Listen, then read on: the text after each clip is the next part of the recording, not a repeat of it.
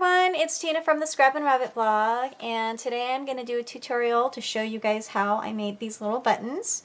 But before I get started, I wanted to mention a giveaway that's going on at a YouTube channel that I discovered recently that I'm very excited about. Her name is Shondi, and her YouTube is called Favorite Favors, and I'm going to leave a link to that at the bottom below this video, so you can go ahead and click on that and go check out her YouTube channel. She's doing a giveaway, and today is September 15th, 2016. Her giveaway ends on Sunday, so that's just in a few days, Sunday the 18th. And so you should head on over there, go check her out, her channel. She's got some great things, and I found her very inspiring. She is the one who came up with the idea of that flip bag, the stuffed flip bag that you can make and fill with goodies and send to other crafters. And so that's what I've been working on these last couple weeks, because I am going to a crafty meetup, and I decided to make one for every gal, and there's going to be about 30 of us. So I've been working on making 30 of these flip bags, and I've been stuffing them up with goodies. Here, let me just show you just a sneak peek of this little Tupperware that I've been filling with all 30 of each of all these things that is going to go into those little baggies. And so that's all I'm going to show you. I'll do another video to show you everything that's in there. But that's what I've been doing for these last couple of weeks, so you haven't seen a lot on my blog or on my YouTube. But anyways, head on over there and give her a nice comment, watch her videos, and enter into her giveaway. She's giving away some really cool things. Okay, so now let's get started with what I have here. I bought, about a year ago, a button maker, and I didn't know that it was going to be all the rave in the crafting world, because we were at Hot Topic and my daughter was looking at these little pin backs of some of her favorite bands and, you know, unique things with like Harry Potter and, you know, stuff that they're kind of hard to find and pricey. I mean, my gosh, these little things can run you a pretty penny if you get several of them. And so I thought, you know what, I want to try and make my own. And so I went onto eBay and I bought a button maker, and I'll show you what I bought and who I bought it from. But I, started making those buttons, but it's been almost a year, and so I pulled it out over the summer because I'm all about trying to use my stuff. I'm trying to not spend so much money. And so I decided that I wanted to go ahead and make some of these buttons to put in my goodie bags for my crafty meetup. And these are the Halloween theme. And so I've been having fun doing these, so I wanted to go through that and show you guys what I've been up to. Okay, so here's my machine that I bought, and as you can see, it's pretty big. I mean, it stands a couple feet tall, so let's see, I guess 1.5 feet tall with the high handle here. And I bought it from this seller at eBay. And when I went to go look it up, I think it's Rummy Shopping is how you say it. I'm not exactly sure. And they are still in business. And I paid about $100 for this. And at the time that I was shopping, I did not want to go crazy and spend $300 on a button machine, because you easily can. And if you are interested in selling and making a ton of these to try to do profit, I would definitely recommend getting the more expensive brand. But I just wanted to do little things for my kids and for their friends, and then now I can use it for my crafting, since that has come up in a lot of people's projects. And so just so that you can see, there's a little platform that it's on, and there's this huge handle that goes down, and then there's these two little trays that you use. So it came with all of this, and I just made my own little organizer for it. So you get all these metal button, the backers for the toppers, I guess, for the buttons. The backers are plastic, so it doesn't come with the metal ones. I mean, you can buy the metal ones if you want, if you need to have them looking really spiffy. But I figured these are the back, and so you don't see them, and so I have no problem with them being plastic. It comes with the pins and then a ton of these. The clear plastic that goes over the top. So it's like an acetate. Okay, so for $100 I got the machine and all the goodies to make 1,000 buttons. So I don't know that I'm going to be running to buy any more things anytime soon because I have plenty to play with. I started out, making some with my Cricut, and I did the print and cut, and I really was pleased with how these came out. And what you can do is you can add, like I added some Wink Stella on the wings before I put them in the button maker. And so you can write on them, you can draw on them, you can add some sparkle. And so these are just some of the ones that I made when I had first started trying to learn about how to size the images and all of that. This particular button maker is a 1-inch button maker. So these buttons are 1 inch. So if you could see that. And I would have preferred the 1.5 inch because those are the ones that they were selling at I think it was either 1 1/4 or 1.5 inch at Hot Topic. But gosh, that machine was like $200. And so, like I said, I'm making these just for fun and just for me, just to give away and use with my kids. So I'm not interested in opening up any kind of a button maker business. So if you were interested in that, I suggest that you do more research and maybe buy the $300 button machine. But this one has been working just fine. I haven't had any issues with them. With it, and so I just wanted to show you guys how to put together a button and what I did, so that if you were interested in doing this on your own, because I did get a couple questions as to what I was using and how much it cost and all of that, so I wanted to go ahead and let you guys know. So I printed these out on Design Space and did the print and cut, but then I'm not crazy about Design Space print and cut, especially since they promised that they were going to do a 12 by 12, and I have a 12 by 12 printer that I got just so that eventually when they did it I could print all the paper from all those Imagine cartridges that I had purchased back when I had the Cricut Imagine machine. And they still, they haven't done anything to improve the print and cut, and it's been a couple years, and that's kind of a bummer for me. But at any rate, I just decided to use my printer that I spent a bunch of money on because it prints wonderfully, and I used Word, Microsoft Word. And so here is a sneak peek of this is the last thing that's going to be going in my goodie bags. And so I used that to print out on my sheet. And so as you can see, it's not perfectly on there because I just copied and pasted and I lined them up, and I knew what sizes that I needed because working with my button maker, I figured it all out. So what you want to do is you want to pick out your design. And so, like for these, this came up just when I Googled Halloween cat, and I love these little images, and I love this little owl. How cute is that little owl? So you pick out your images, and when you go to print them out, the button itself, the picture that will be on the face of the button needs to be no more than 1 inch or it will get chopped off. And this space here is 1.313. And what I did, they sent me a circle cutter with this machine, but it was pretty cheesy. I will never use it. I tried it and I couldn't make heads or tails of it. It was pretty crappy. So I went and purchased one, and this one I got on eBay. And this one is by Little Bee, and they actually make dies. I think I've seen their stuff before. And this cuts out the circle exactly how you need it to be. And so when I went to go print these out, I made my design to be the 1.313 inches, and then the center image, I wanted to make sure that it wasn't 1 inch, because if you make it exactly 1 inch, so like this bee, he's going to be touching the top and the bottom, and if you don't center it correctly, it could get folded over. So like this cup, I should have sized this one down smaller so that it would have looked better on the button. So these are kind of, bigger. So with this, I think I got it just right, because there's a nice area around the image. And so I like how that one turned out.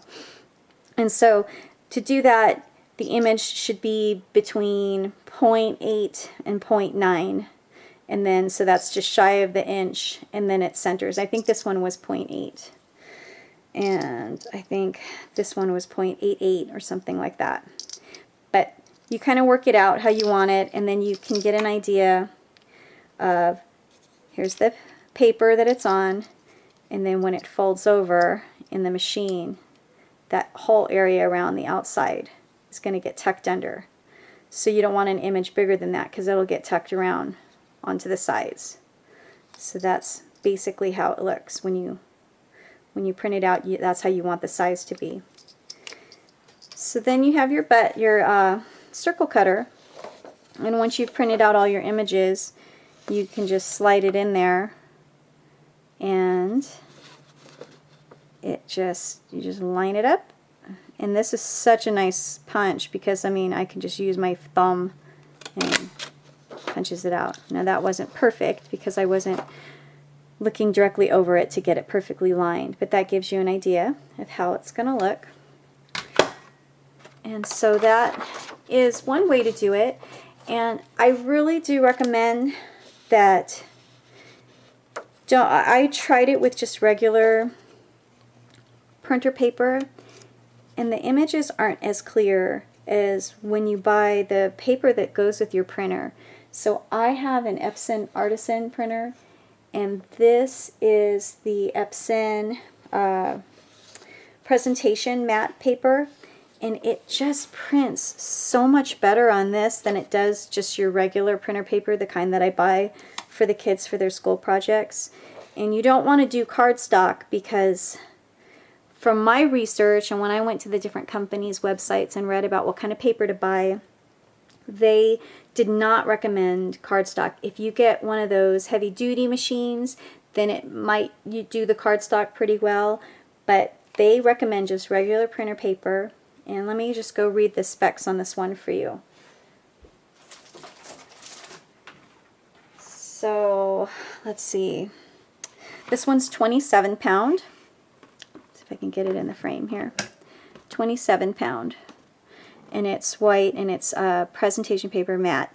And that printed really nicely in my Epson printer. So if you have an HP printer or another brand, I would look into what paper they recommend to do like flyers, and that's what you're going to want. And this paper is not thick at all. I mean, it's nothing like cardstock, but just the way that it prints on this compared to using the paper that I buy in bulk from Costco, it's night and day. It definitely does a better job on the printer that is associated, on the paper that's associated with my printer. It's really easy to put this thing together, and it wasn't complicated at all. My husband put I think that he pulled it out, and it was basically put together. You had to put this one piece on, and put this thing popped up magnetically, and he might have screwed the base on. I can't remember because it was a year ago, but it wasn't, you didn't need to be a rocket scientist to put this thing together. It was pretty easy. The biggest issue that I had with my button maker was learning how to use it, because I was expecting for both sides to work the same, and when they didn't work the same, I'm like pulling and pushing, thinking, oh, it doesn't work, and I was freaking out. And so I just wanted to point out real quick that on one side, when you pull the lever down, it's going to go down, but half the way as the other side. This side goes down like twice as much. And so let me just show you what I mean. I'll pull this to the side. When this side goes down, there's this piece here that has a space in it, and there's these little holes that the metal rod lines up to. So when this side goes down, the metal rod holds that top piece up so it doesn't go down all the way. When you slide this side over, the metal rod lines up with the hole, so then now it goes down like an extra ½ inch to go all the way down to make your button. So I was trying to make this side go down all the way as this one was, and it just wasn't working. And the second thing that I did that made it hard for me was when you go to use your clear plastic acetate over your button, make sure it is a single sheet because they stick together. And so really just make sure it's one and not two, because if it's two, then it doesn't fold together correctly. And that was one of the problems that I had initially when I was trying. So those were my troubleshooting tips. So it's really simple, you guys. You have to have your metal piece, which just goes on this left side, and you put in your paper. And what I like to do, because I'm really trying to make sure that I only have one piece of this acetate, is I'll go ahead and I'll line it up over my image as centered as possible, because the space is a little bit bigger and it can move around just a little bit. So I line it up and then I just set it down in there. This will, okay, so then there's that side, and then so I push it out all the way to the left, and there's that middle rod right here that's keeping this part up, so it's not going to depress as far as the second part will. And so you just push down, and now I say that and it's not going. And it doesn't take much effort at all. And then you'll know it worked when you slide that out. It's not there anymore. And then on this side, you put your pin back, and that's pretty easy to do. So these are kind of tiny, so sometimes you have to fiddle with it a little bit. But you unhook it, and the part with the rim is going to be facing you, and then so you're going to kind of thread it in and then pop the bottom up, and that's going to be the back of your pin, like that. And you can see on here, that is going to go face down into the button maker, and then you're going to sit it in there. Now what I had discovered was when you go to line it up this way, this cartridge here, to line it up so that it goes down farther, it turns, it rotates counterclockwise. So I found that if I put my pin in a little bit counterclockwise, it helps to line it up a little bit better. That's just if you want your pin to be, you know, straight and parallel with your image. So then you go ahead and slide that over, and then you pull the lever, and it's going to go down farther than the other side. And there you go. Ta-da! And you have your little pin. And so that's it. That's how it looks. That's how easy it is. And rotating it helped me line my image up with the pin, because otherwise it would be a little bit on the crooked side, if that makes sense. Okay, so to do it again, you're going to grab your metal button piece, put it down, go ahead and grab an image that you want to use, and your little plastic topper, making sure that you just have a single piece.